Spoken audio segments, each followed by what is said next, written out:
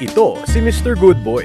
Mabait, matapat, mapagbigay, hindi nagmumura. Oo, syempre, gawin ang tama, tumulong sa kapwa at sundin ang 10 utos. Sigurado sa langit ako mapupunta. Sabi nga nila, all good boys go to heaven, di ba? Wait. So you mean to say nasunod mo yung 10 commandments? Oo naman. Talaga? Nagsinungaling ka na ba? Well, oo. Oh, yung pa lang, hindi mo na agad nasunod yung ika-9 sa 10 utos. Lahat naman nagsisinungaling eh.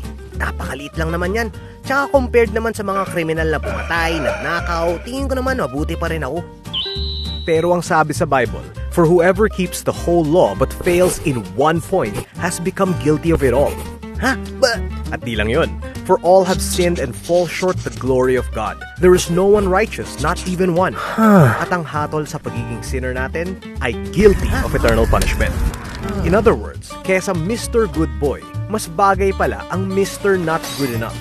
Kasi wala pala talagang good enough sa atin para umabot sa standard ng kabutihan ng Diyos. Naku, ibig sabihin wala sa atin makakapunta sa langit?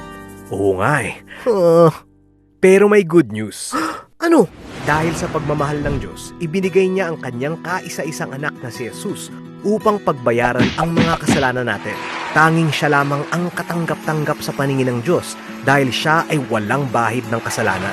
Namatay siya sa krus at muling nabuhay upang bigyan ng kapatawaran, pag-asa at bagong buhay ang mga naniniwala at susunod sa Kanya.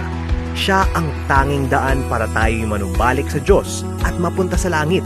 Yun ang good news para sa ating lahat. Wow! Wait, ganun lang? Maniniwala lang ako kay Jesus, okay na? Ligtas na ako? Wala na ako kailangan gawin? So, pwede na akong Well, yes and no. Yes na wala ka ng ibang kailangan gawin kundi maniwala at tanggapin siya bilang Savior. And no, kasi at the same time, siya na dapat ang iyong Lord and Master, which means turning away from sin and living in obedience, holiness and self-sacrifice. O sa kanyang mga salita, deny yourself and take up your cross.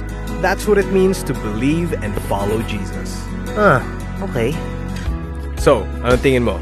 Sounds good?